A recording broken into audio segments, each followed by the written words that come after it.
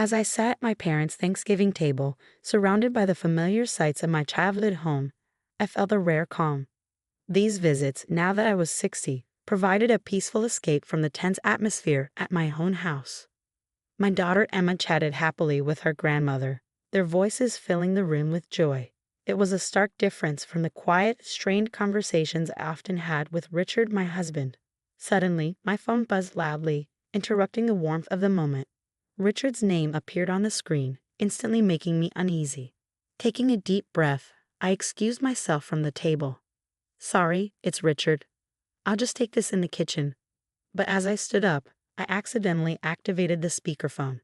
"Hey Elaine, enjoying yourself there?" "Well, don't bother coming back." Richard's voice sounded oddly cheerful, echoing through the room. I froze, holding the phone as his words hung in the air. "What do you mean, Richard?" "Oh, I've decided it's time for a change. I've moved Emma's stuff into the house. There's no room for you anymore." The room fell into silence. Emma dropped her fork with a loud clatter, her eyes wide in disbelief. "Richard, what are you talking about?" My voice trembled as I spoke, my heart racing. "It's simple. Emma doesn't want to come home because of you. Without you around, she can live the life she deserves, like when she was younger. So you need to leave." Emma stood up suddenly, her face flushing with anger. "Dad, what is going on?" "Stay out of this, Emma." Richard's voice cut her off, icy and firm. "This is between me and your mother." My cheeks burned with a mix of shame and anger. "You want me to leave our home just like that?" "Yeah, find some shelter or whatever. It's not my problem." The call ended abruptly, leaving a heavy silence. My mother reached out, her hand trembling. "Elaine, honey." Before she could finish, Emma burst into bitter laughter. "He's lost it, Grandma. Completely lost it." Inside, I was a whirlwind of emotions, shame, anger, and a strange feeling of freedom. He better be ready. I thought to myself, this isn't the end, it's just the beginning. That night, lying in my childhood bed with moonlight casting shadows, memories flooded back. Richard and I hadn't always been distant and cold. There was a time when his eyes held warmth and his touch felt safe. I met Richard when I was in my late 20s. He was charming, confident, and seemed to have all the answers. His charisma drew me in, and within a year of meeting, we were married. A whirlwind romance that felt like a fairy tale. But the fairy tale began to crack soon after Emma was born. Richard adored our daughter, but as his love for her grew, his feelings towards me seemed to diminish. It was as if there was only room in his heart for one person. "Elaine, can't you see? You're suffocating her. Give her space," he would scold. Whenever I tried to be part of Emma's life, his words hurt, though I thought he was just being an overly protective father. As Emma grew older, Richard's resentment towards me deepened. The man who once cherished me now barely acknowledged my existence except to criticize. "Why can't you be more like Emma? She's only 10 and already so independent," he'd sneer. I remember the night Emma, at 15, won a school award. We were supposed to celebrate together as a family, but Richard turned it into a lecture. "Elaine, why can't you achieve anything like our daughter? You're wasting your life." His words pierced like daggers. I lay there, staring at the ceiling, feeling years of his disdain weighing on me. It wasn't just his words. It was the dismissive looks, the heavy sighs, the way he'd turn away when I entered a room. I had become invisible and insignificant in my own home. That night, lying in the silence, something stirred inside me. Richard's callousness, his disregard for our life together, it ignited a determination in me. I refused to let him erase me from my own story. Turning on my side, I closed my eyes, but sleep eluded me.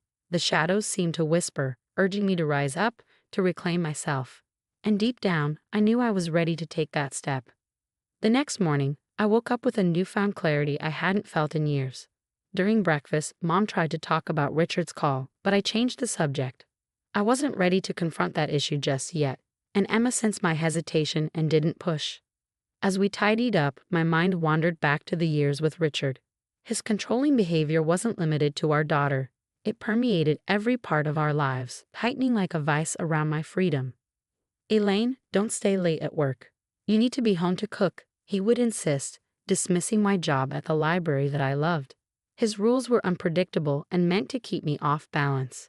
If I wore something he didn't like, he'd scoff. trying to impress someone, focus on being a better wife and mother. Even my friendships weren't safe. You spend too much time with Linda Sheck, a bad influence, he once said, cutting through years of friendship. But it wasn't just the control, it was the humiliation at social events. He'd undermine me with fake compliments, often in front of Emma. Elaine tries her best, but you know she's not the brightest bulb, he'd laugh, his words a painful reminder of his contempt. Emma witnessed it all. At first she tried to defend me, but Richard's influence was overpowering. "Mom, just ignore him," she'd whisper, her eyes filled with frustration. I couldn't forget the day Emma left for college. Richard glowed with pride, yet there was a coldness in his gaze when he looked at me. "See, Elaine, this is what happens when you raise a child right. She's not like you, thank God." Those words cut deeper than anything, implying I had no role in our daughter's upbringing, that my years of love and sacrifice were worthless. As these memories swirled in my mind, a simmering anger rose within me. Enough was enough. I wouldn't let Richard control my life any longer. The phone call had been the final straw. It was time for him to face the consequences of his actions. I looked at Emma, seeing her determination reflected back at me. "Emma, there's something important I need to do when we get home. It's going to change everything, but I need you to trust me." Emma nodded firmly. "I'm with you, Mom." Completely. The drive back was quiet, both of us lost in our thoughts, knowing we were heading towards a crucial confrontation with Richard. Once home, I excused myself to my room under the guise of unpacking, but really to make a call that would set everything in motion. I dialed the number of a divorce attorney I had discreetly noted down months ago. My hands trembled as the call connected. "Hello, this is Elaine Richardson. I need to discuss filing for divorce." Mr. Adams, the lawyer, was calm and understanding. "I can help you through this, Mrs. Richardson. It sounds like you're dealing with a challenging situation." As I recounted Richard's behavior over the years, Mr. Adams listened attentively. "We can file for divorce on grounds of emotional abuse. It seems like you have a strong case." Feeling empowered, I responded firmly, "I'm proceeding with this, and I want him to face consequences both legally and financially." Mr. Adams reassured me, "We'll work to ensure you receive what you're entitled to." After the call, a mix of fear and exhilaration washed over me. For the first time in years, I was taking charge of my life. Later that evening, Richard returned home, his demeanor smug and victorious. "Back so soon. Realize you have nowhere else to go." His words stung, but I stood my ground. "I went to my parents' house, Richard. Remember the place you practically forced me into?" He scoffed. "I did us a favor. Emma and I are better off without you." "That's where you're mistaken," I said firmly.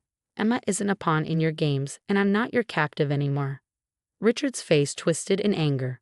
"What nonsense are you talking? You think you can survive without me?" Meeting his gaze, my resolve remained steady. "Watch me." Emma entered the room, her expression showing determination. "Dad, you've crossed the line. Mom doesn't deserve this." Richard sneered.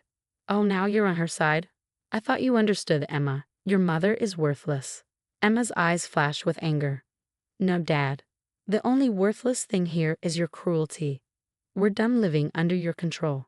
As we stood together against Richard's hostility, I knew we had reached a turning point. The battle lines were drawn, and I was prepared to fight for my freedom.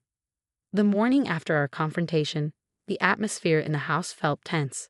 Richard's usual arrogance was heightened, as if he was challenging us to defy him. While making breakfast, my hands trembled slightly, but my determination held strong.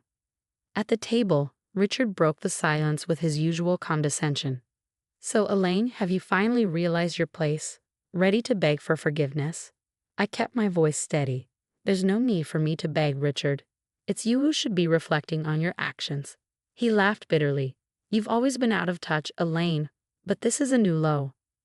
Emma, who had been quiet until then, spoke up firmly. "Dad, this isn't a joke. Mom is serious about filing for divorce." Richard's face twisted through confusion, disbelief, and then erupted into anger. "Divorce? You think you can just walk away from me after everything I've done for this family?" "It's because of what you've done," I interjected, my voice firm. "Years of belittling, controlling, and humiliating me. I won't tolerate it any longer." Richard slammed his fist on the table, his face flushed with rage. "I built this family. Without me, you're nothing." Emma stood up abruptly, her chair scraping loudly. You didn't build this family, Dad. You've torn it apart. And Mom isn't just something. You've treated her like nothing. His eyes darted between us, a wild intensity growing. You're ganging up on me, your own husband, your own father. This isn't about sides, Richard, I said evenly, the turmoil churned inside me. What you've done is unforgivable. Richard's bitter laugh filled the room. You think you can leave and everything will be fine. You have no clue what's coming. I met his gaze firmly. I know exactly what I'm facing, freedom from you. Emma stood beside me, resolute. We're done with your control, Dad. It's over. Richard abruptly stood, his chair crashing behind him. You'll regret this, both of you. You have no idea what I'm capable of. As he stormed out, the tension he left behind was suffocating. But in that tension, there was also a profound sense of liberation. The battle had begun, and I was ready to fight for my freedom, my dignity, and my daughter's future. The days after our confrontation with Richard were a whirlwind of activity. I met with Mr. Adams multiple times, meticulously planning the divorce proceedings. We'll ensure you receive what's rightfully yours, Elaine, both financially and legally, Mr. Adams assured me. Richard's reaction to the divorce papers was explosive. He barged into the house one evening, papers in hand, his face a mask of rage. You're really going through with this? Do you even understand what you're doing, Elaine? I faced him calmly, despite my inner turmoil. Yes, Richard, I do. For the first time in years, I'm making a decision for myself. Richard laughed mockingly. You really believe you can survive without me? You're nothing without my money, my support. I'm not afraid of being on my own, Richard. I'm more afraid of spending another day under the same roof as you, I replied firmly. Emma, hearing the argument, came downstairs. What's going on? Your mother has lost her mind, Richard sneered. She thinks she can just take half of everything I've worked hard for. It's not just what you've earned, Dad. It's what Mom has endured all these years. She deserves every penny and more. Emma shot back. Richard's gaze hardened. Don't be naive, Emma. This will destroy us all. No, Dad, it will liberate us, especially Mom. As the days stretched into weeks, our home became a tense, silent battlefield. Richard relocated to the guest room, his presence casting a heavy shadow over everything. Despite his attempts to sway me, my decision was resolute. The date of our first court hearing arrived. Sitting in the courtroom, waiting for proceedings to commence, I felt an unusual calmness wash over me. I knew deep down that I was making the right choice, not just for myself, but for Emma too. Richard, however, appeared visibly nervous. When his lawyer broached the topic of a settlement, a small smile crept onto my face. Richard, who had always prided himself on control, was now at the mercy of the legal system.